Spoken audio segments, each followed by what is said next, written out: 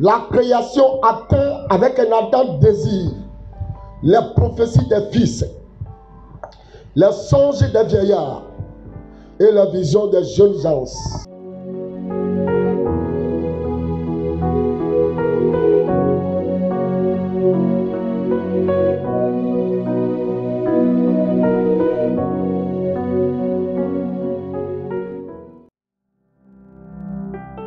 Romains chapitre 8,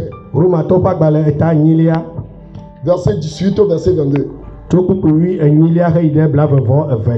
J'estime que les souffrances du temps présent ne sauraient être comparées à la gloire à venir qui sera révélée pour nous. Aussi, la création attend-elle avec un ardent désir la révélation des fils de Dieu. Car la création a été soumise à la vanité, non de son gré, mais à cause de celui qui l'y a soumise.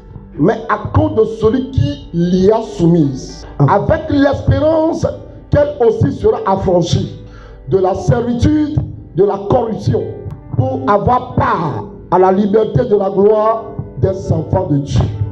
Or, nous savons que jusqu'à ce jour, la création tout entière soupire et souffre les douleurs de l'enfantement. Car la création tout entière soupire et souffre les douleurs de l'enfantement. Amen. Amen. Bien-aimés dans le Seigneur, que le Saint-Esprit accompagne ce message. Dans le nom puissant de Jésus. L'apôtre Paul est en train de dire par le Saint-Esprit, j'estime que les souffrances présentes, les souffrances dans lesquelles nous sommes présentement, ne sont pas à comparer avec la gloire de Dieu à venir pour nous. Ça veut dire que l'apôtre Paul, tout comme l'humanité entière,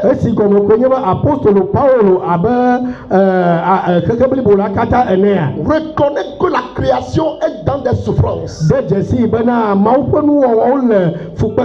La création de Dieu est dans des souffrances. Mais il dit que ces souffrances-là, que la création de Dieu est en train de traverser, ne sont pas à comparer avec la gloire de Dieu qui sera révélée pour nous. Il continue à dire aussi la création attend avec un ardent désir la révélation des fils de Dieu. Car la création a été soumise à la vanité, non pas d'elle-même, non pas de sa propre volonté, mais à cause de celui qui l'y a soumise. Et dans cela, avec l'espérance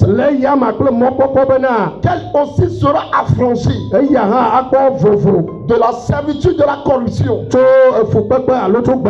pour avoir part à la liberté de la gloire des enfants de Dieu. Or, nous savons que jusqu'à ce jour, la création tout entière soupire, souffre la douleur de l'enfantement. Bien-aimé, si vous considérez un peu le thème, nous disons que la création attend avec un ardent désir les prophéties des fils, les songes des vieillards et les visions des jeunes gens. Quand vous comparez le thème au passage que nous venons de lire, il y a des souffrances actuellement. C'est ce que le passage nous fait comprendre. Il y a des souffrances dans la création. Nous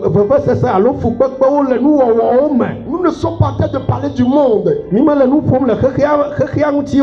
parlons de la souffrance de la création. Donc la création de Dieu est dans des difficultés. La création de Dieu souffre. Pourquoi? La Bible dit que quelqu'un l'a soumis à la vanité. Quelqu'un l'a soumis à la vanité. Ce n'est pas parce que la création veut, mais elle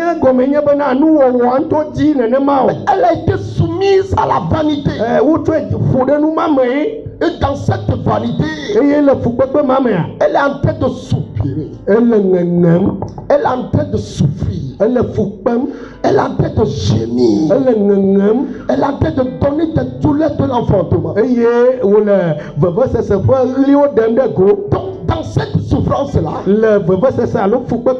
cette création-là qui est en train de souffrir, qui est en train de donner des douleurs de l'enfantement, attend manifester quelque chose. Attend accoucher quelque chose. Attend révéler quelque chose. Ça veut dire au-delà de cette souffrance, au-delà de cette douleur,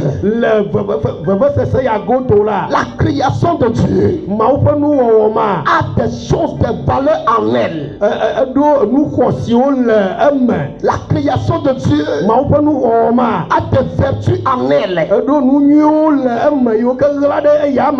la gloire en elle. Et elle est en train de gémir effectivement pour révéler cette gloire-là. Mais avant que cette gloire-là ne soit révélée, il faut que le Fils de Dieu soit révélé. Il faut que des fils de Dieu soient révélés. Et c'est pourquoi la Bible dit la création tout entière attend avec un ardent désir la révélation des fils de Dieu. Ça veut dire tout simplement que ce qui va se passer dans la création de Dieu, les fils de Dieu ont une part à apporter. Ils ont un rôle à jouer. Ils ont un rôle à jouer pour la manifestation de cette gloire-là. Ça veut dire au clair que si les enfants de Dieu, si les fils de Dieu ne donnent pas leur révélation, la création qui continue à souffrir va continuer à souffrir. La création qui continue à gémir va continuer à gémir. Mais pour que ce gémissement finisse, pour que cette douleur de l'enfantement cesse, pour céder place à la gloire, le Fils de Dieu doit se révéler. Le Fils de Dieu doit être révélé pour que la création accouche, pour que la création libère la gloire. Donc quand on parle de création, nous devons comprendre que nous-mêmes en tant qu'être humain, chaque homme, chaque femme est une création de Dieu. Et en tant que création de Dieu, nous avons un mandat divin. Et ce mandat-là a été communiqué à chaque création. Aussi bien aux hommes, aussi bien aux animaux, aussi bien aux eaux, aussi bien aux arbres. Toute la création de Dieu a reçu un mandat de Dieu. Lorsque Dieu l'a créé, c'est pourquoi quand nous lisons ce passage de Genèse chapitre 1, quand Dieu a créé l'homme, la Bible dit, il va lui dire, je te bénis, sois fécond, multiplie-toi, assujettis la terre, domine sur les eaux, domine sur la terre, domine sur les oiseaux du ciel. C'est un mandat de Dieu. Ce mandat-là n'a pas été donné à l'homme lorsqu'il a pris chair. Mais le mandat a été donné à l'homme en tant qu'esprit. Quand on était encore des esprits, quand on n'a pas encore pris la chair, quand on n'est pas encore né, ce mandat-là, qu'on est béni, qu'on doit être fécond, qu'on doit se multiplier, qu'on doit jouir des richesses de la terre, qu'on doit dominer sur les eaux, qu'on doit dominer sur l'air, qu'on doit dominer sur la terre. Ce mandat a été donné à ton esprit afin que tu ne prennes chair. Mais ce n'est pas seulement les hommes qui ont reçu le mandat. Tu as donné mandat même aux eaux. C'est pourquoi il a commandé aux eaux produire des poissons, multiplier de la vie. Il va commander aux arbres, porter des fruits, aux animaux, multiplier vous, donner de la croissance. C'est un mandat de Dieu donné à l'homme dans son esprit. Et chaque création a ce mandat-là. Les eaux doivent donner la vie, les arbres doivent porter du fruit, les oiseaux doivent se multiplier, les hommes aussi sont bénis, doivent se multiplier, doivent être féconds, jouir des richesses. Et c'est ce que tu attendais. C'est ce que tu attends de sa création. Et dans ce but-là qu'il a fait sa création. Mais malheureusement, à un moment donné dans l'histoire de la création,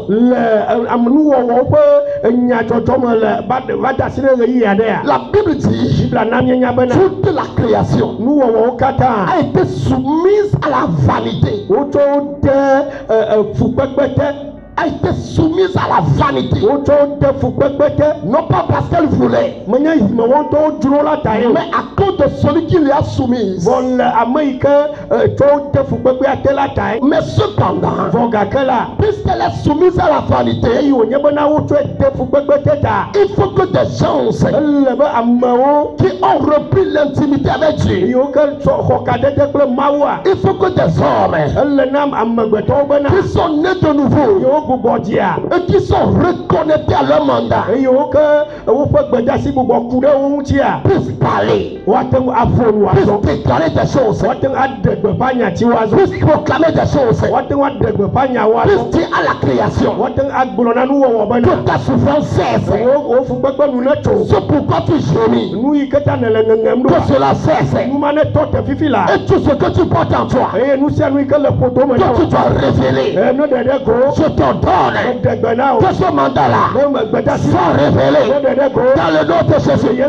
C'est pourquoi je prophétise sur cette église ce matin.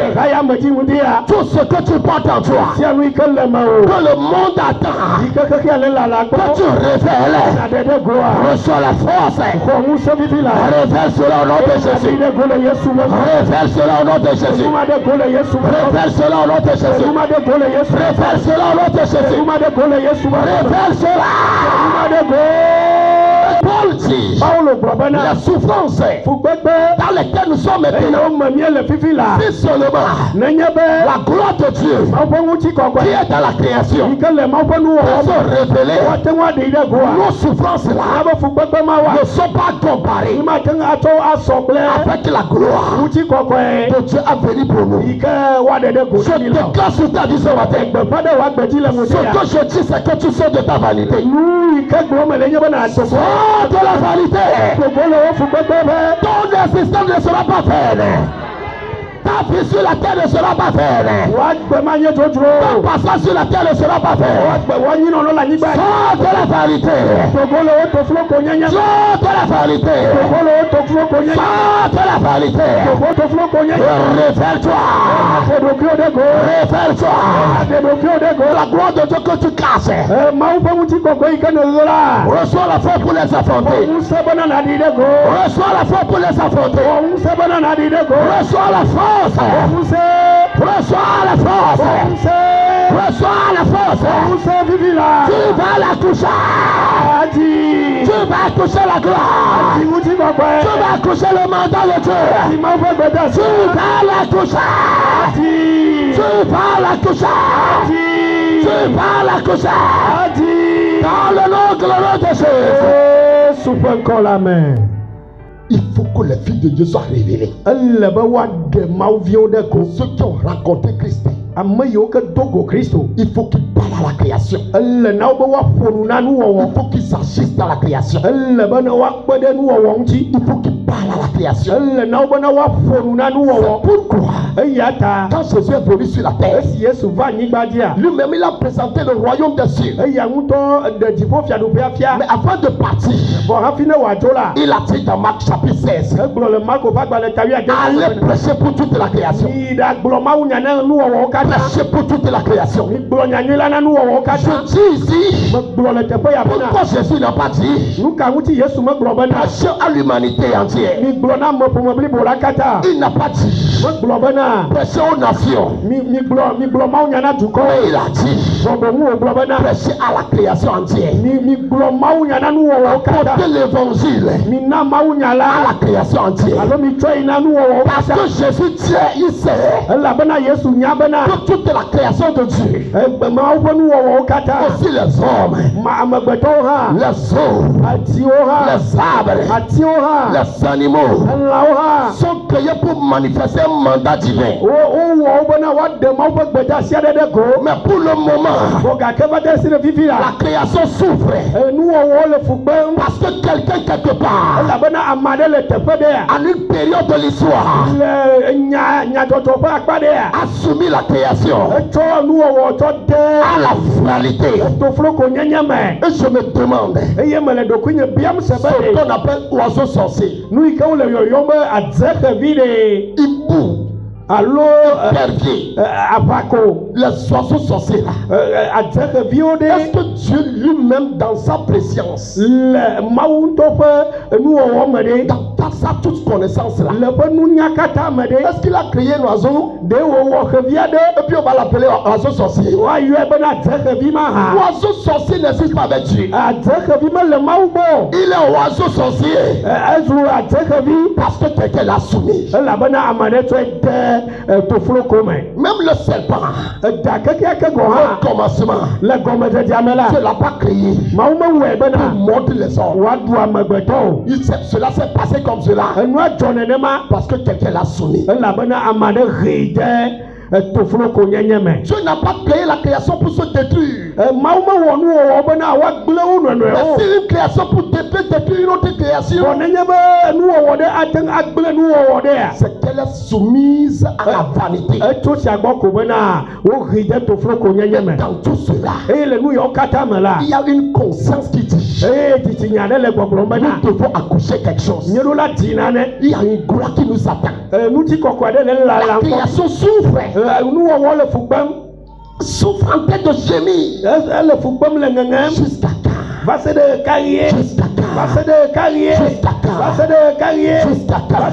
Et la Bible dit dans tout cela, ce qu'elle attend, c'est la révélation des fils de Dieu.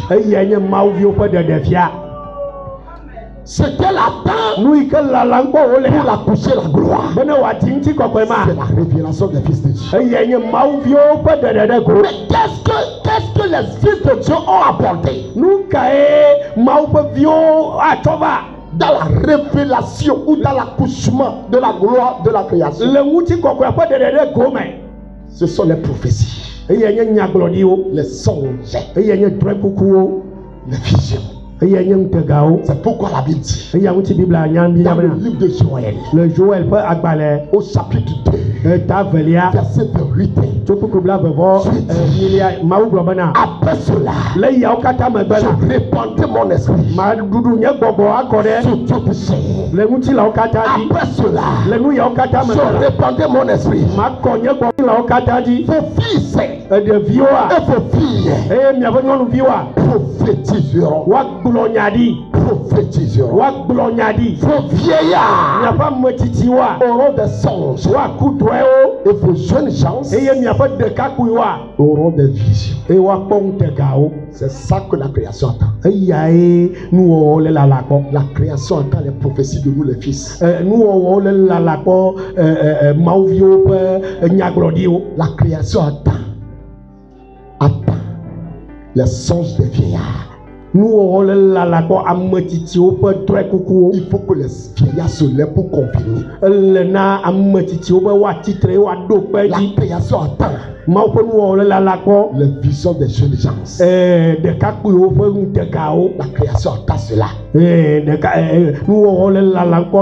pour accoucher sa gloire. C'est pourquoi tu dis je répandrai mon esprit sur toute chair. Je répandrai mon esprit sur toute chair. Je répandrai mon esprit sur toute chair.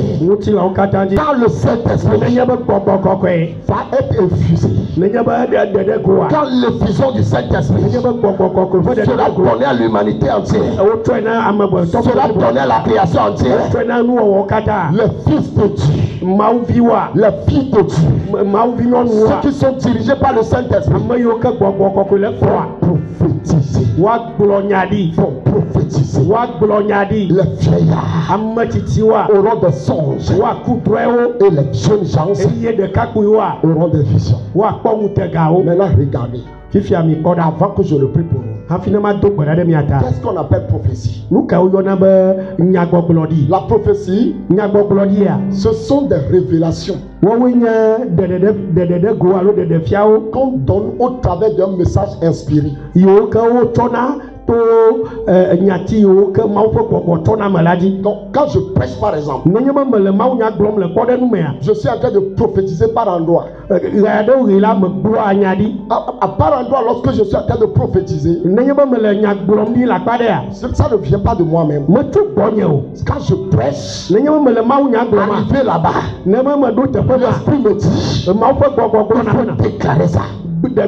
C'est pourquoi je prophétise. Alléluia. Amen. Donc c'est ça la prophétie. La prophétie, c'est une parole révélée. Un message révélé par une prédication inspirée. Donc c'est une révélation donnée par un message inspiré.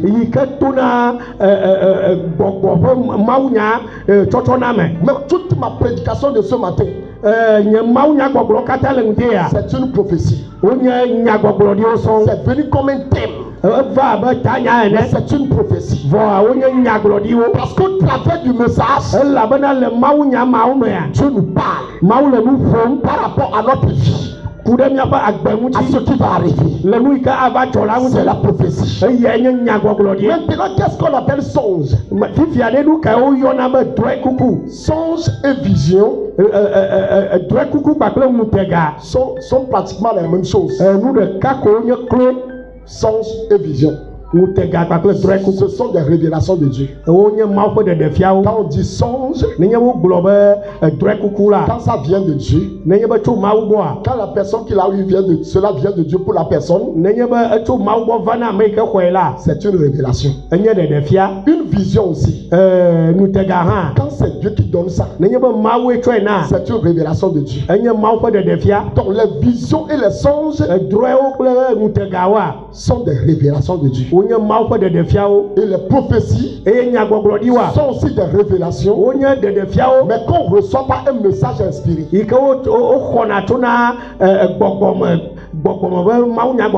ne peut pas prophétiser sans parler. Et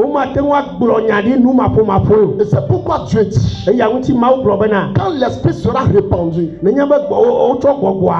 sur l'humanité, sur toute chair, les fils et les filles, ceux qui sont dirigés par l'esprit de Dieu, ils vont commencer à prophétiser. Il faut commencer à prophétiser.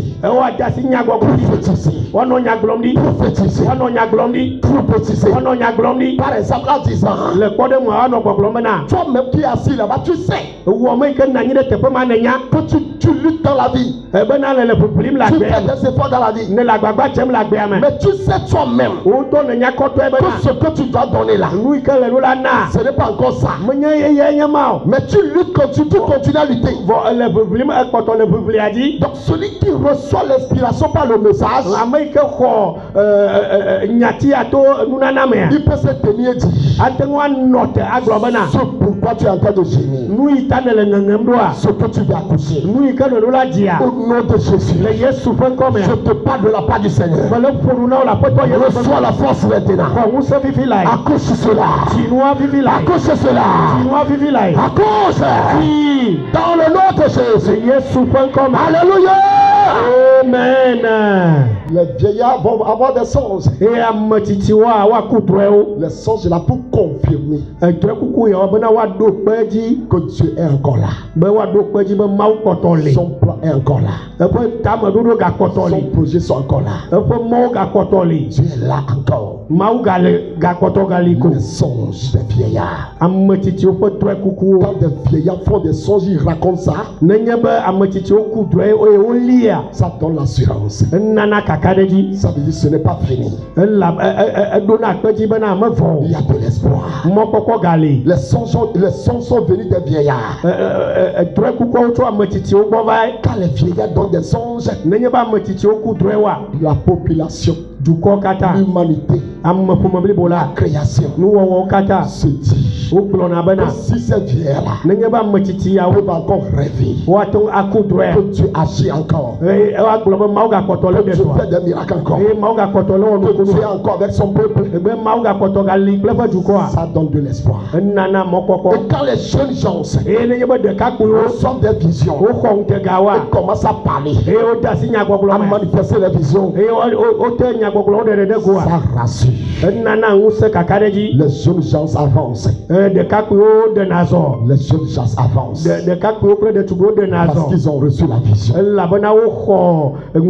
Quel que soit ce qui se passe sur la terre, ils ont des visions. C'est pourquoi ils travaillent. Ils ont des visions. C'est pourquoi ils servent Dieu avec audace. Les jeunes gens ont des visions. C'est pourquoi ils répondent à l'appel de Dieu. Les jeunes gens ont des visions. vision. C'est pourquoi ils apprennent encore des métiers. C'est pourquoi ils sortent alors que pour chercher de la carrière. Parce qu'ils ont reçu la vision. Et quand ces songes-là, cette vision-là, cette prophétie-là, coopèrent, agissent dans la création, la force pour que la création donne la gloire lui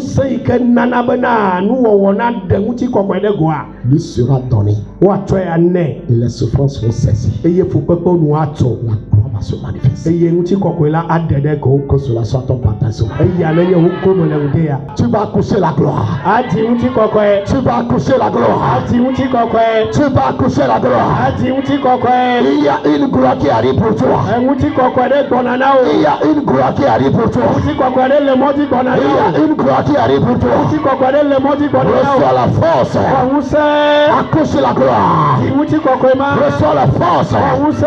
Accouche la gloire. Reçois la force. Accouche la gloire. Reçois la force. Accouche la gloire. Toute vanité à laquelle tu as été vendu, à laquelle tu as été livré, tu es délivré ce matin. Tu es libéré de la vanité ce matin. Au nom de mon Seigneur Jésus, tu es libéré de la vanité ce matin. Je dis tu es libéré de la vanité ce matin. Ton existence ne sera pas vaine. Ta présence sur la terre ne sera pas vaine. Tes souffrances ne seront pas vaines. Tes douleurs de l'avortement ne seront pas vaines. Je dis ton existence ne sera pas vaine. Celui qui t'a soumis à la vanité, je l'ordonne de te libérer ce matin. Celui qui a soumis ta destinée à la vanité, je l'ordonne de te libérer ce matin. Car tu dois accoucher le mandat de Dieu. Tu dois accoucher le mandat de Dieu. Sors de la vanité. Reçois la force, accouche la gloire. Sors de la vanité. Reçois la force, accouche la gloire. Sors de la faiblesse. Sors de la vanité. Reçois la force pour accoucher la gloire. Dans le nom de Jésus. Dans le nom de Jésus. Dans le nom de Jésus. Dans le nom de Jésus. Avec cette force-là, va libérer la création. Va libérer la création. Avec cette force-là, va prêcher l'évangile. Va prêcher l'évangile. Car l'évangile est une puissance pour libérer les captifs. Va avec cette force. Va avec cette force pour libérer ceux qui sont dans les gémissements. Va assister à l'accouchement.